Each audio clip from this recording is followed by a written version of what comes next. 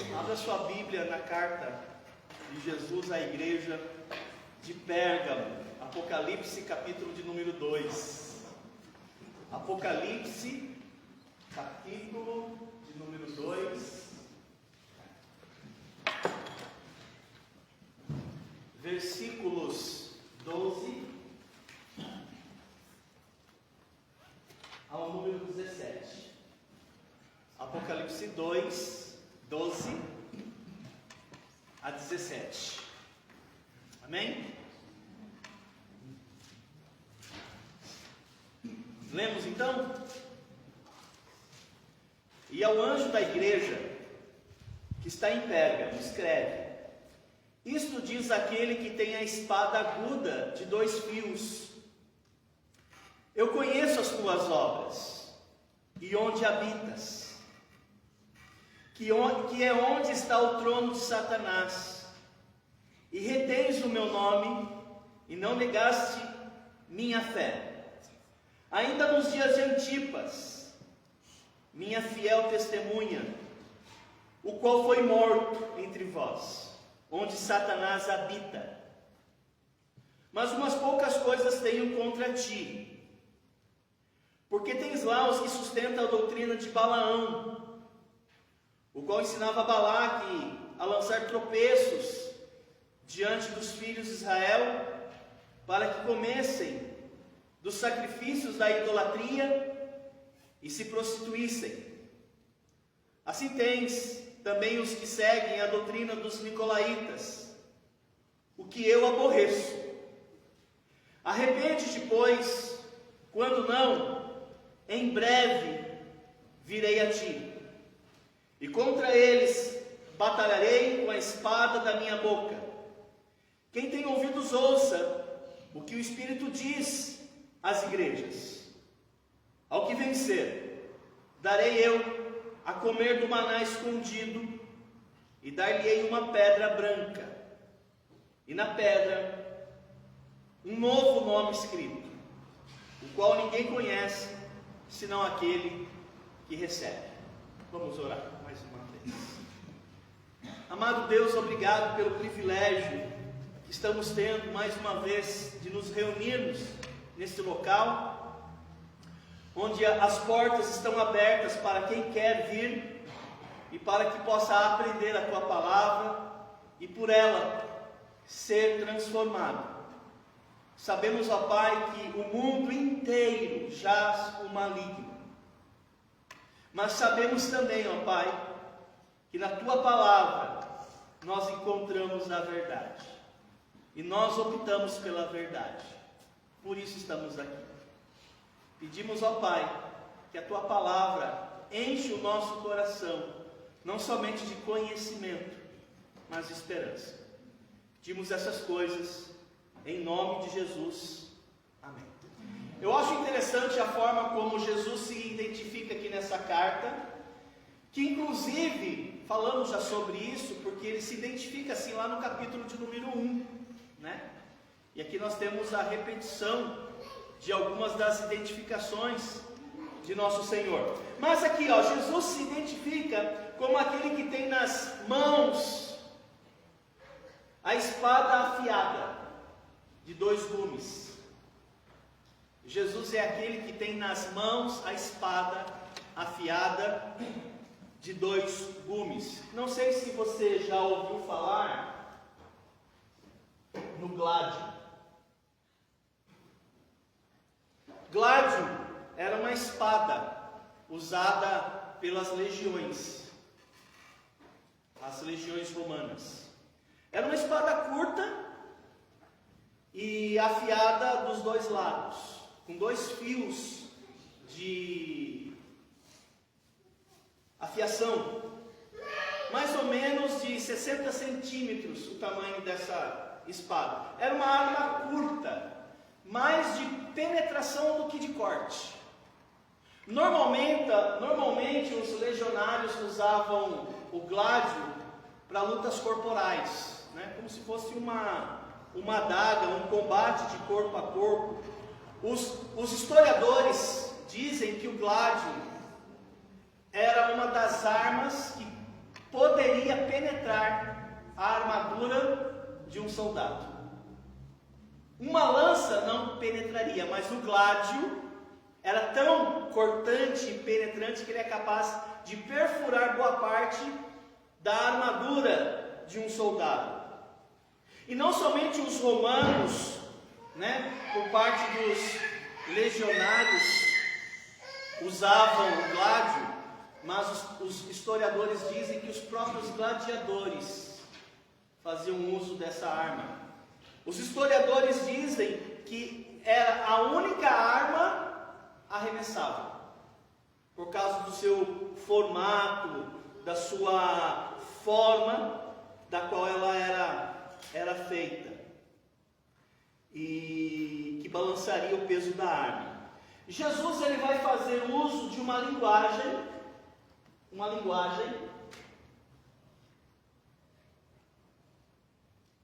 dizendo que é ele que tem a espada afiada. Não são os romanos, não são os legionários, não são os gladiadores, é ele. Jesus é aquele que tem a espada penetrante, a espada cortante. Interessante que essa linguagem também foi usada pelo profeta Isaías, e lá no profeta Isaías, Deus disse em sua palavra que o seguinte: fez da minha boca como uma espada aguda. Desse modo, assim como um legionário e um gladiador em uma luta corporal pode penetrar o corpo do seu inimigo, assim é a palavra de Deus na boca de Jesus. Só que tem um detalhe: a palavra de Deus na boca de Jesus não penetra apenas o corpo, perfura a alma. E esse detalhe faz toda a diferença. Você já falou assim a respeito de alguém? Aquele coração é duro. Não existe isso para Deus, existe isso para nós. O coração mais teimoso, mais duro, a palavra de Deus na boca de Jesus penetra. Ela corta e ela penetra. Interessante que na carta aos Hebreus, o autor vai dizer que a palavra de Deus, ela é penetrante, mas ele adiciona 2 elementos, além de penetrante. Alguém lembra qual é a adição que o autor de Hebreus fala a respeito da palavra de Deus na boca de Jesus, além de ser penetrante? Ela é viva e eficaz. E eu acho isso tremendo. Sabe por quê? Porque a palavra de Deus na boca de Jesus pode penetrar ao ponto de revelar segredos, intenções escondidas, planos encobertos.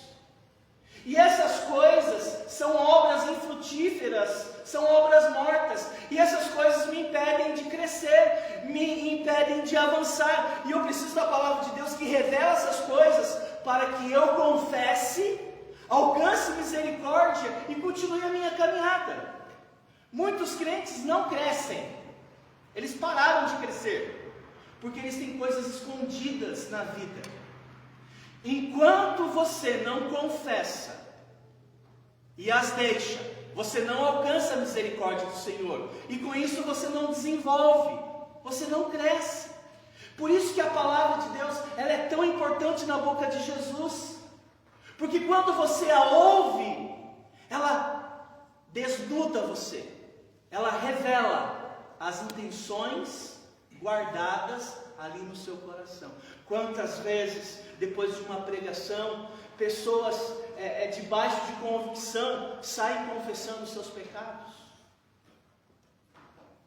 É o que Jesus está falando aqui na introdução dessa carta. Confira se não é isso mesmo. Hebreus capítulo 4, verso de número 12. O pastor Davi vai ler para nós.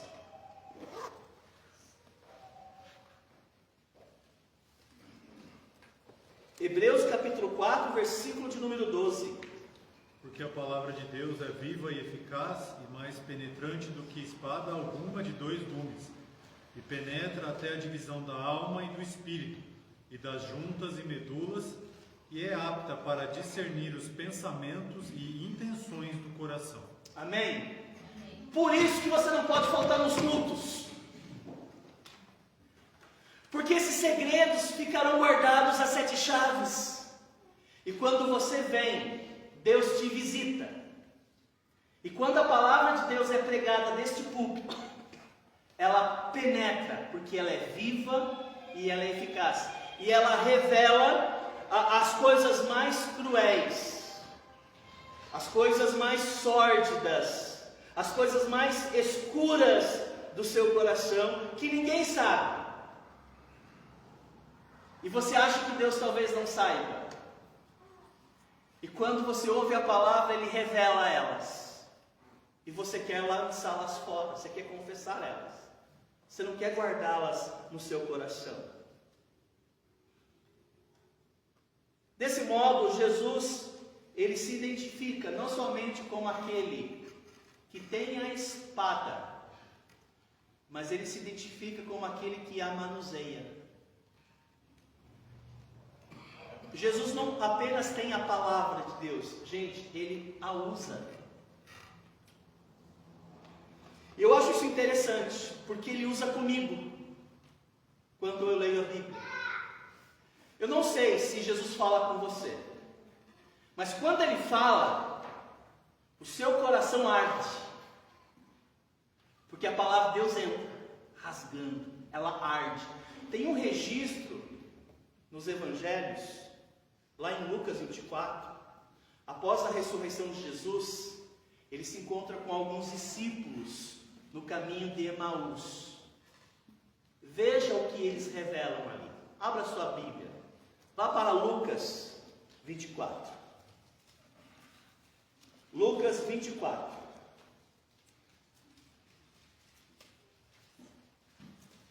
Versículos 31 a 32. A irmã Lia vai ler para nós. Lucas 24, 31 e 32. Abriram-se-lhes então os olhos e o conheceram. E ele desapareceu. E disseram um para o outro: porventura não ardia em nós o nosso coração quando pelo caminho nos falava e quando nos abria as Escrituras? Amém? Isso pode ser uma realidade para você. Não nos ardia o coração quando Ele expunha as Escrituras? Irmãos, veja que fantástico. Jesus ensinando, Jesus expondo as Escrituras. Jesus ensinava como ninguém. E a conclusão desses discípulos que eles tiveram do seu mestre foi o seguinte: a palavra na boca dele nos arde. É como colocar fogo, incendiar, que é o sentido de eu estou entendendo. Aquelas coisas que eu não entendia, quando Ele fala, eu passo a compreender.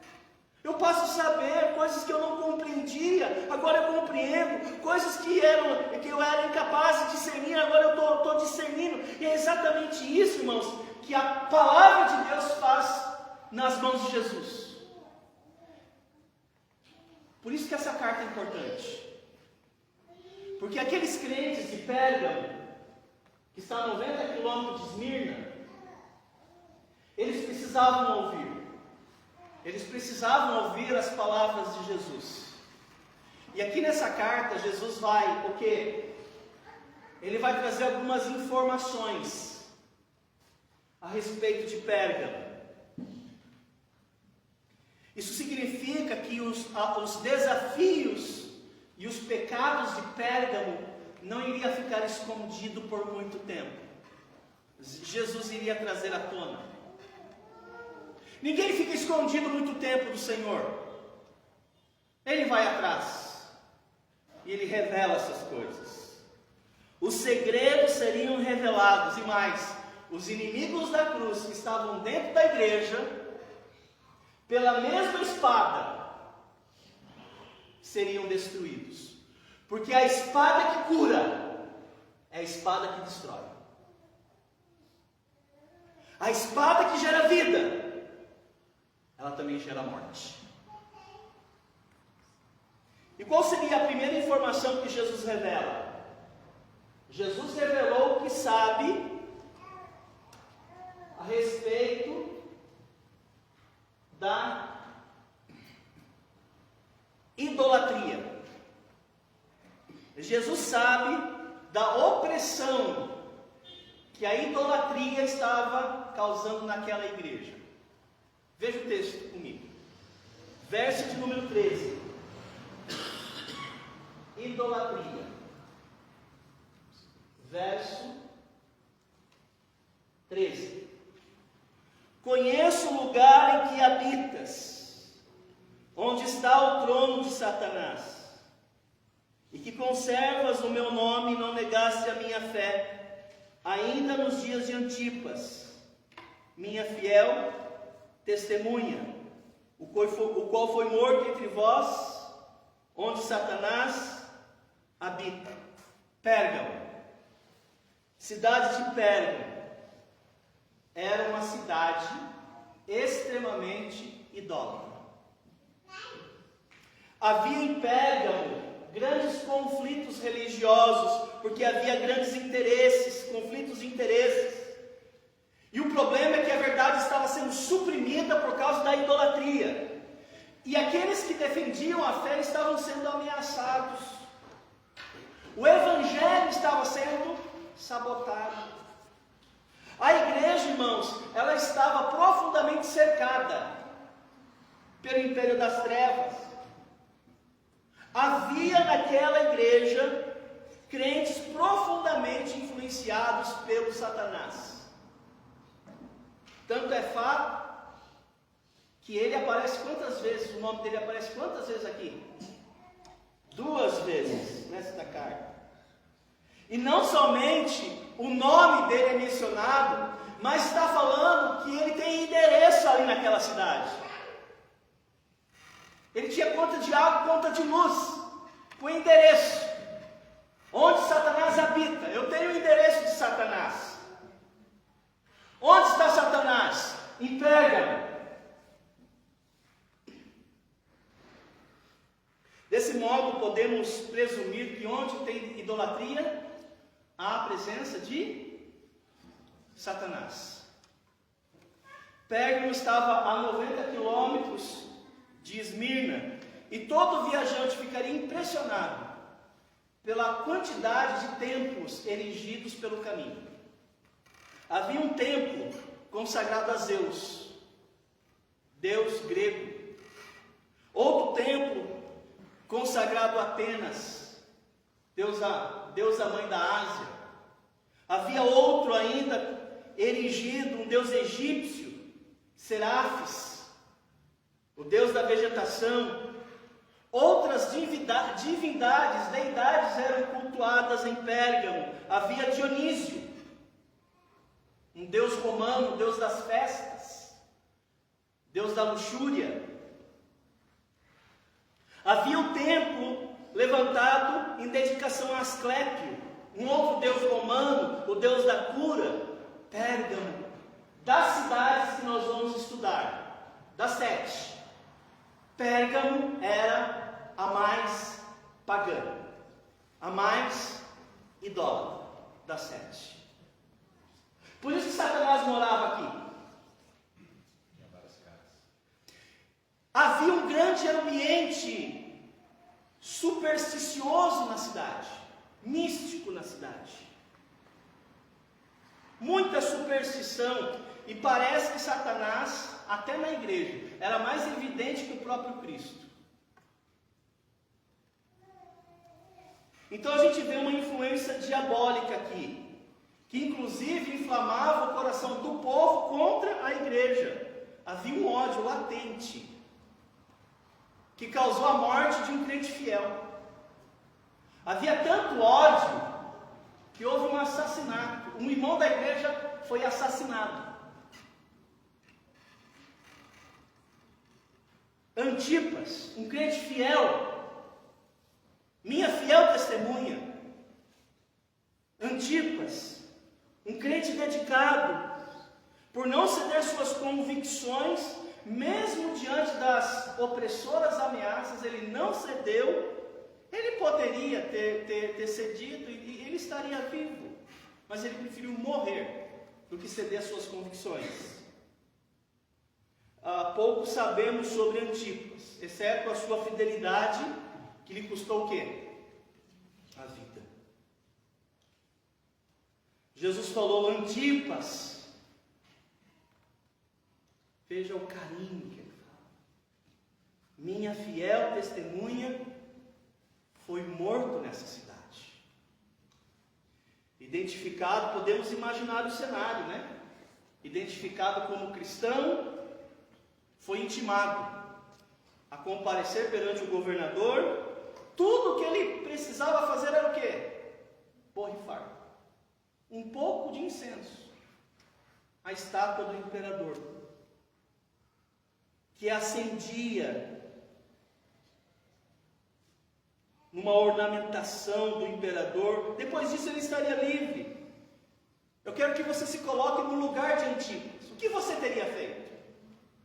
Está aqui o borrifador, está aqui o incenso, aqui está a estátua.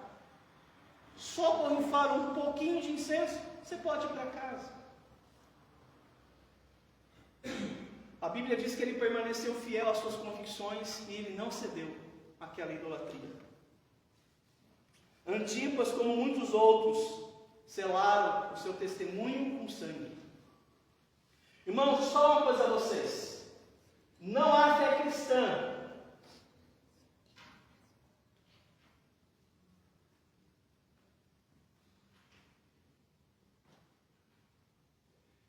sem testemunho. Não há fé cristã sem testemunho. Homens, mulheres morreram esquartejados, crucificados, queimados, dilacerados, cortados ao meio. Por quê? Eles queriam dar bom testemunho.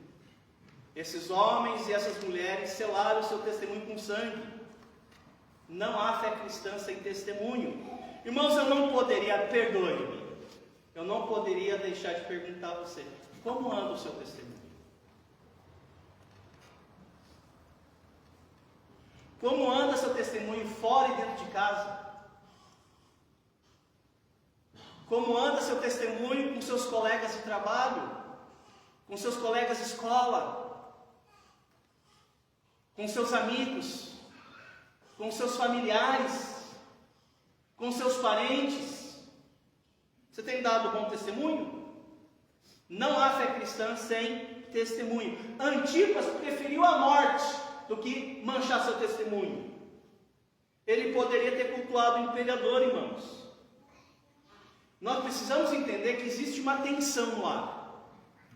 Nós somos atacados constantemente. Nós somos influenciados. Nós somos provocados. Tanto é fato que o autor da carta aos Hebreus, ele colocou uma nota interessante de outros irmãos, à semelhança de Antipas. Leia comigo Hebreus 11. Hebreus 11, versículos 32. Hebreus 11, 32. Diz assim as Escrituras: e que direi?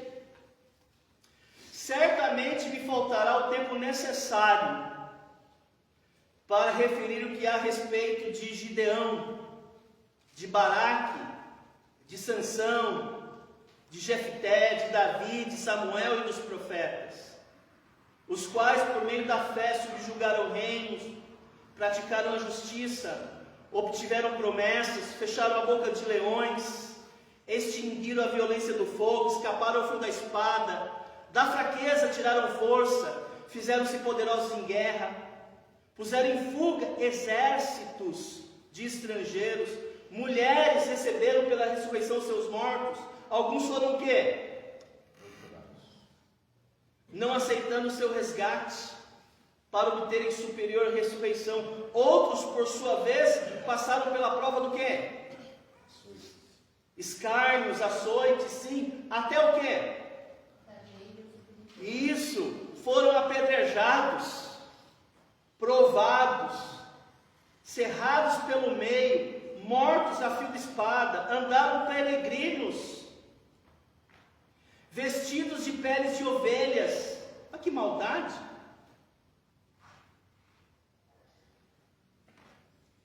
Costurar peles de ovelha por cima da sua pele.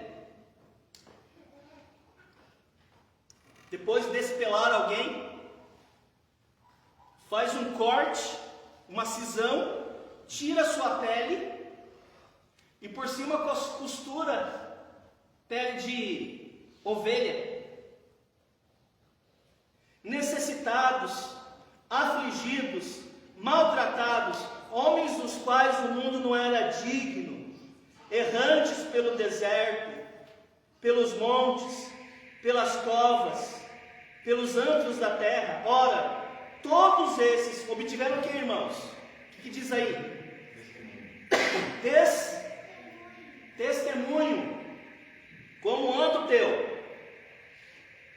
Veja, irmãos, como um testemunho é uma marca de uma igreja verdadeira. Aqui, ó. A primeira marca de uma igreja verdadeira, segundo aquilo que nós aprendemos a respeito de Éfeso, é o amor. É a primeira marca. A segunda marca de uma igreja verdadeira qual é? Que aprendeu semana passada? Vocês estavam aqui semana passada? Vou ajudar vocês.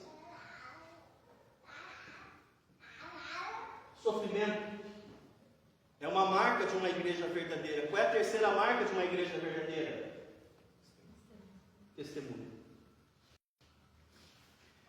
Veja a lista exaustiva aqui do escritor da carta aos Hebreus.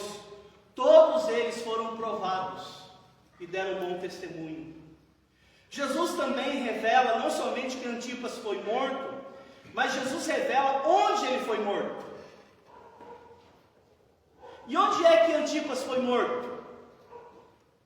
O que diz o texto? Versículo 13. Conheço o lugar em que habitas, onde está o trono de Satanás, e que conservas o meu nome e não negaste a minha fé. Está falando de Antipas. Ainda nos dias de Antipas, minha fiel testemunha, o qual foi morto entre vós. Aqui está a resposta. Jesus diz que Antipas foi morto onde Satanás habita.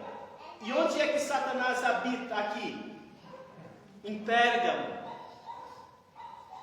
Aliás, irmãos, eram inúmeros os lugares onde ele residia, porque haviam templos espalhados por toda a região de Pérgamo, até nas casas. Ele habitava nas casas. Onde havia um templo, havia um trono, e Satanás habitava lá. Na praça pública, nos prédios governamentais, Satanás estava espalhado ali na cidade. Nós precisamos saber e entender: onde há idolatria, há a presença de Satanás. Faz um teste, visita uma casa onde tem ídolos. Você vai ver um clima pesado.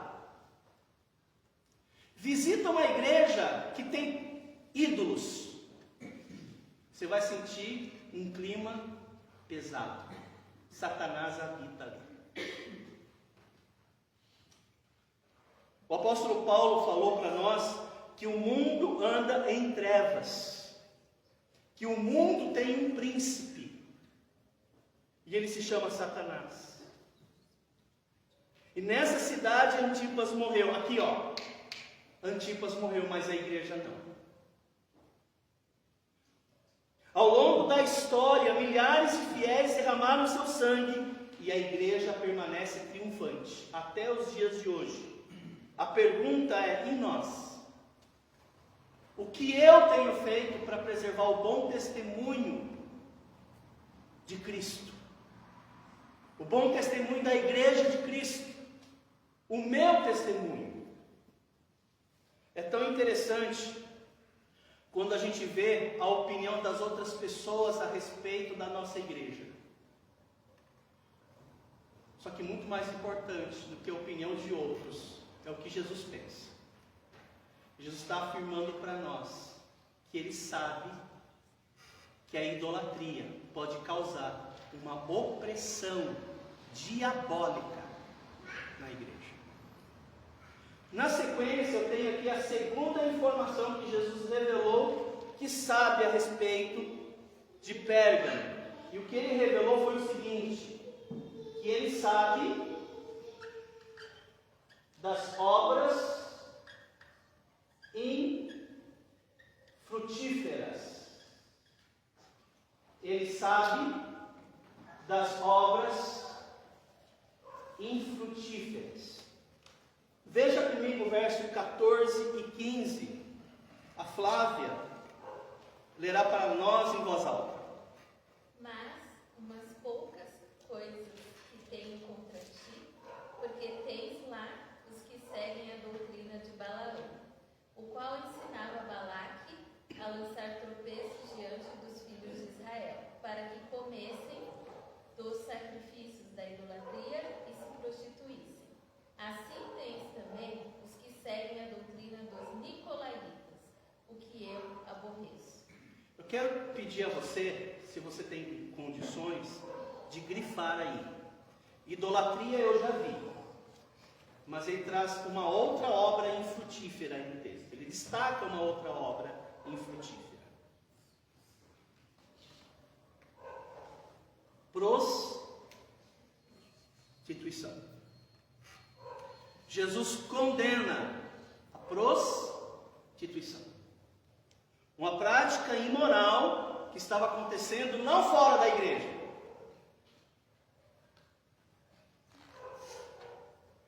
mas dentro dela. Os cristãos de Pérgamo, ao invés de se apegar aos ensinos de Jesus, eles se apegaram ao ensino de Balaão. Ao invés de se apegar às palavras de Deus, eles se apegaram às palavras dos nicolaítas. Vocês se lembram dos nicolaítas? Eles já tinham ido em Éfeso. Não foram recebidos. Foram achados mentirosos. Viajaram quase 200 quilômetros. Chegaram até Pérgamo e foram bem recebidos. Começaram a ensinar na igreja. Começaram a pregar na igreja. E as pessoas começaram a aceitar o ensinamento dos nicolaítas. Alguém sabe quem foi Balaão?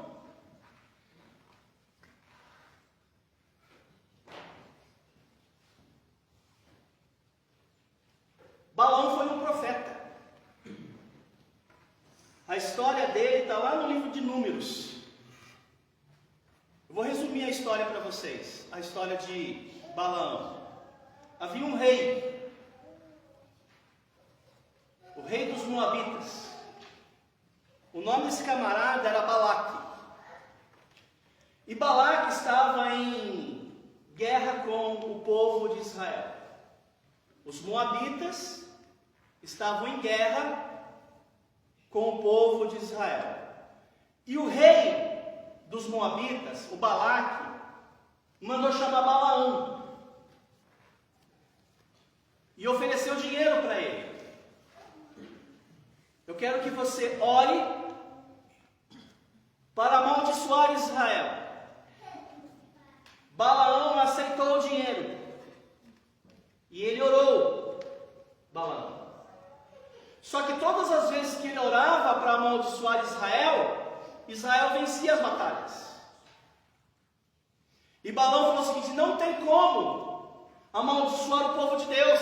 Não há oração que alcance o coração de Deus para que Deus amaldiçoe o seu povo. É impossível orar assim.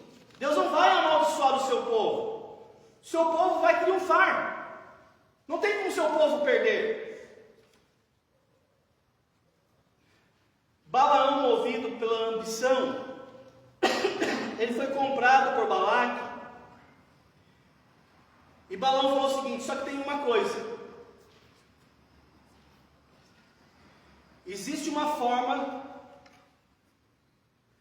de Deus punir os homens de Israel. Existe uma forma. Contrata umas moças bonitas, de roupa curta, e que sabe dançar. E manda essas meninas para dentro de Israel. Eles vão cair em pecado de prostituição. E Deus não varre sujeira para debaixo do tapete. Deus vai punir Israel. Sabe que o rei dos Moabitas fez? Contratou moças bonitas e mandou para Israel. Israel caiu em pecado de prostituição. Sabe o que Deus fez? Puniu Israel. Os nicolaítas estavam fazendo a mesma coisa que Balaão fez diante de Balaque, incentivando a igreja que pecado de imoralidade não é tão mau assim. Você pode pecar, qual o problema? Ninguém é perfeito, a carne é fraca, pode flertar sim. Qual o problema de você usar essas roupas? Qual o problema de você flertar com aquela pessoa? Qual o problema de você fazer essas coisas? Não tem problema nenhum. E isso estava enfraquecendo a fibra moral dos irmãos de Pérgamo.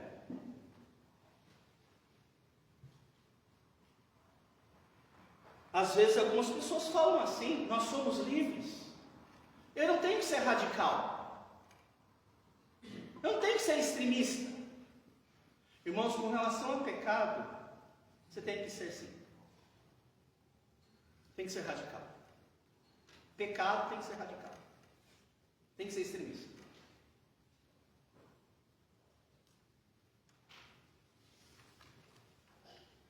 O apóstolo Paulo tinha um medo. Ele tinha um temor.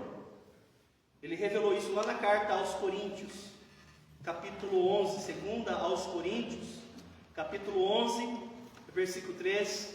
Quero pedir a Juliana que leia para nós. Segunda aos Coríntios, capítulo 11, versículo 3.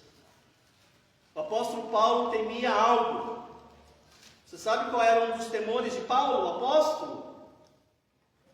Olha o que Paulo escreveu aqui à igreja de Corinto, que também tinha problema com prostituição, por causa do Acro Corinto. Falarei isso numa outra ocasião. Leia, por favor.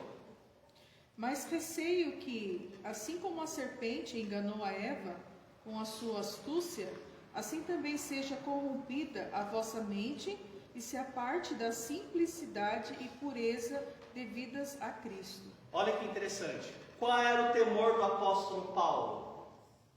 Receio que, assim como o diabo enganou a serpente, não, assim como o diabo enganou a Eva, acho que enganou a serpente também. O fato é que ele temia que a mente fosse corrompida e se perdesse a pureza. Tem muita gente na igreja que o diabo sussurra e ele escuta. Sendo que a igreja de Éfeso ela foi elogiada pela repulsa, ódio aos nicolaítas. Está lá em Apocalipse 2, versículo 5. E a igreja aqui de Pérgamo foi displicente. Havia pessoas comprometidas à semelhança de Antipas? Tinha. Mas tinha também pessoas na igreja comprometidas com o ensino dos nicolaítas. Então, uma igreja que vive essa dualidade, ela acaba sendo oprimida. Então, cuidado com como você lida com essa questão, ela é muito perigosa. Nós temos que aprender uma lição hoje.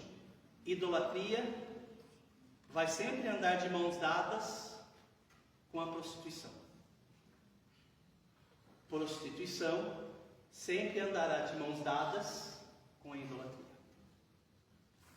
E para eu terminar, a terceira informação que Jesus revela, que sabe a respeito de Pérgamo, que existe um caminho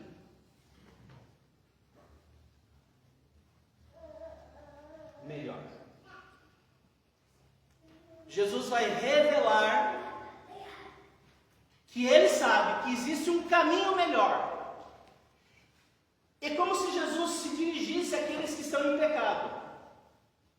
Vocês que têm conservado o meu nome, continuam assim, mas vocês, que são meus, estão sendo influenciados a cair em idolatria e prostituição, eu não vou jogar vocês fora. Mas eu tenho um conselho para vocês. Eu tenho uma sugestão para vocês. Eu tenho um caminho para vocês.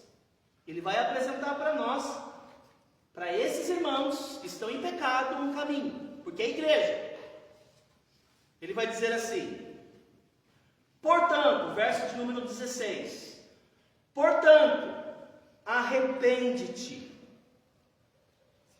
E se não, venho a ti sem demora. E contra eles pelejarei com a espada da minha boca. E sem demora contra vocês. Amém? Não. Contra vocês eu vou trabalhar, vou chamar vocês ao arrependimento. Mas contra eles, venho sem demora. Está falando a respeito dos nicolaítas. Jesus tem duas mensagens aqui. Lembra da espada? Que cura, que transforma? Eu vou trabalhar com vocês, eu vou restaurar vocês. Mas eles, a minha espada não vai ser para defesa. Minha espada é para ataque, eu vou pelejar contra eles. Mais uma vez a espada mencionada aqui. Mas não como defesa, aqui é uma arma como de ataque. Contra eles pelejarei com a espada da minha boca. Essa espada que penetra a consciência, ela é capaz de destruir uma pessoa. Você sabia que o próprio Balaão foi morto à espada?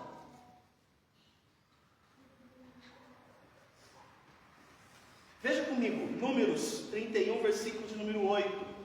O Anderson vai ler para nós. Números 31, versículo de número 8. Mataram todo homem feito, mataram além dos que já haviam sido mortos, os reis dos midianitas, Evi, Requem, Zur, Ur e Reba. 5 reis dos midianitas, também Balaão, filho de Beor, mataram a espada. Irmãos, Jesus está falando aqui à igreja de Pérgamo que os discípulos de Balaão, que estão influenciando a igreja a cair em pecado de idolatria e de prostituição, eles também seriam destruídos. Então a igreja, ela precisa tomar uma decisão contundente, que não há outro caminho senão o arrependimento diante de pecados da carne, irmãos.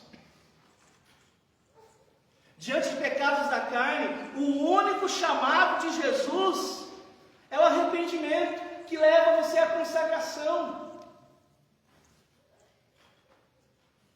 Porque existe um grande perigo aqui. Não é que você não vai entrar no reino. Você pode não herdá-lo. Entrar no reino é uma coisa, herdar o reino é outra coisa. Entrar no reino é pela fé em Jesus, é pela graça. Herdar o reino não é a mesma coisa que entrar. Herdar tem a ver com galardão, com recompensa. Muitos crentes entrarão, mas não herdarão o reino. Não serão colocados em posições de honra no reino de Jesus. E por que não, pastor? Porque porque eles não se arrependeram de suas obras infrutíferas. Como que o senhor sabe disso? Eu sei por causa de 1 Coríntios, capítulo 6, versículo de número 9. Leia comigo. 1 Coríntios, capítulo 6, versículo 9. Estou terminando.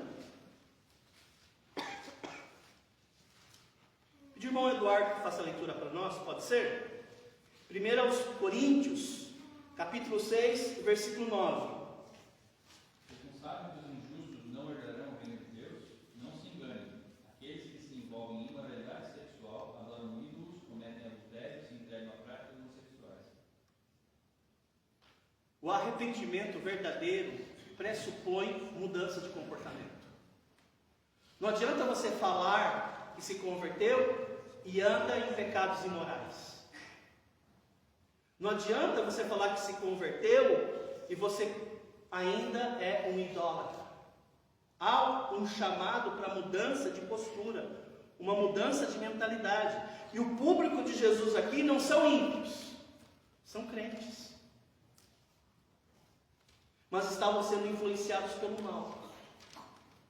E para eu terminar, Jesus tem uma promessa para aqueles que vão vencer a idolatria e a imoralidade.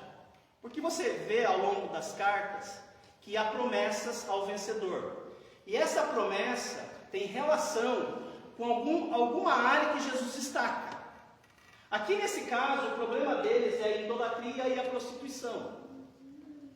E existe uma promessa para esses irmãos, caso vençam essas áreas. Ou seja, caso eles consigam chegar ao arrependimento. Apocalipse 2,17. 2,17. Quem tem ouvidos, ouça o que o Espírito diz ao mundo. Ouça o que o Espírito diz aos ímpios. Ouça o que o Espírito diz à igreja, ao vencedor. Dar-lhe-ei do maná escondido, bem como lhe darei uma pedrinha branca, e sobre essa pedrinha escrito um novo nome, o qual ninguém conhece, senão aquele que o recebe. Irmãos, os cristãos que ouvem, procuram adequar sua vida às Escrituras. Ouça, não é a Escritura que vai se adequar ao seu estilo de vida. É você que vai se adequar às normas e às diretrizes prescritas na Bíblia. Você que decide corrigir sua vida à luz das Escrituras, ele traz uma promessa. E você vê aqui um simbolismo muito interessante. E esse simbolismo os três símbolos quer dizer a mesma coisa. O maná escondido, a pedrinha branca e um novo nome são expressões de proximidade, de intimidade, de relacionamento. Jesus está falando, no meu reino, vocês que vencerem, eu chamarei vocês para perto. Porque nós sabemos que todo reino, todo grande governo, esse rei tem muitos súditos, mas há dentro desses súditos aqueles que ele chama para perto.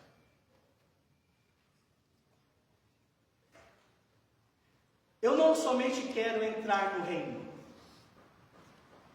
eu quero servir ao lado do meu rei. E essa honra não será dada a todos, mas àqueles que vencerem. E o que seria vencer aqui? Aceitar a orientação do arrependimento aqui. Irmãos, isso é um privilégio ter Jesus como um amigo íntimo. Mas aqui Jesus não vai ser um amigo íntimo. É mais que isso. ele vai ser um rei íntimo, um rei próximo de você. Eu acho que você não deveria perder essa oportunidade. Deveria desejar isso. Quando eu chegar no céu e acontecer todos os eventos planejados pelo Pai, acontecer a ressurreição, Ele inaugurar o reino, eu quero que Ele me chame servo bom e fiel. Entra no gozo do teu Senhor. Eu quero ter essa honra. Nós vamos cantar um hino agora. Quem somos nós? Vou pedir ao irmão Heraldo e o pastor Davi que distribua um para cada duas pessoas, para que todos possam ter um cenário. E cantaremos esse hino como uma prece. Cantaremos esse hino como uma súplica de consagração. Se tivesse mais duas. O Mário Novo tem esse hino? Tem. O número que cantaremos é o 105.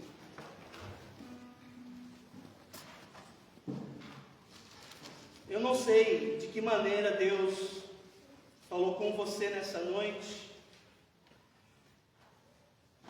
O que eu sei é que Ele falou. A questão é como você responde a Ele. Então, se Deus falou ao seu coração de alguma maneira, eu quero encorajar você. Em algum momento, para de cantar, você pode sentar-se. Se quiser colocar-se de joelhos, você pode. Eu quero que você fale para o Senhor aquilo que você está escondendo. Que você fale para Ele e você confesse a Ele. É a única forma de você vencer. Então fica de pé junto comigo. Você vai ter 4 tempos aqui, porque são 4 estrofes. Se você quiser falar com o Senhor em pé mesmo, você pode. Mas eu quero encorajá-los a tomar uma decisão nessa noite. Cantemos então.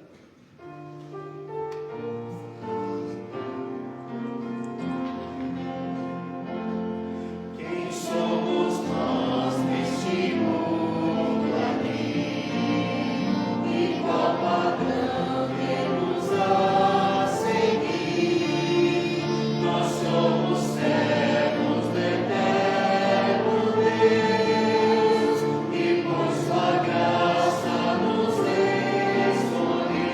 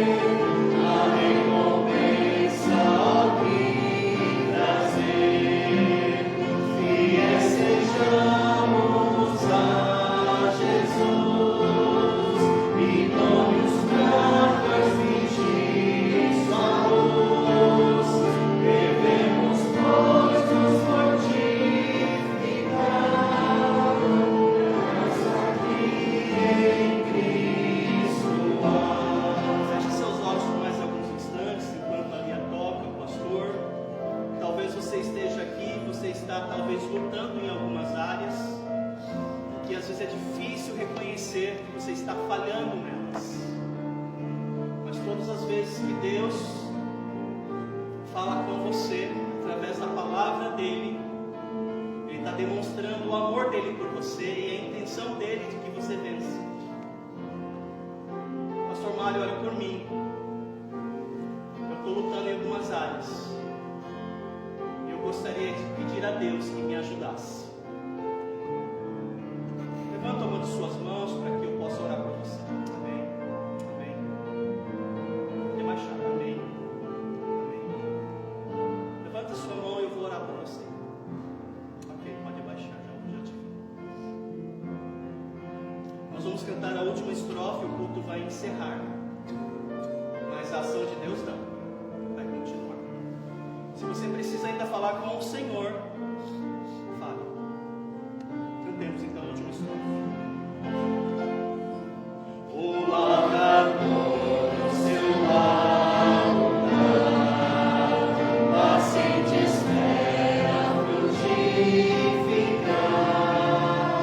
Assim devemos servir então, com esperança em oração. Fiéis sejamos a Jesus e dom-nos pra transmitir sua luz. Devemos, pois, nos fortificar pra gastar aqui em Cristo. Podem se assentar. Deus abençoe todos vocês. Semana que vem daremos sequência à quarta igreja, a igreja de Tiatira. Então, se você tem condições de vir, há a possibilidade de você administrar o horário do trabalho, da escola, dos seus compromissos, venha. Tenho certeza que Deus tem uma palavra ao seu coração. Pastor, tem algum aviso? Então, uma oração silenciosa. O culto está encerrado. Que Deus acompanhe e abençoe o retorno de vocês para os lares. Boa noite.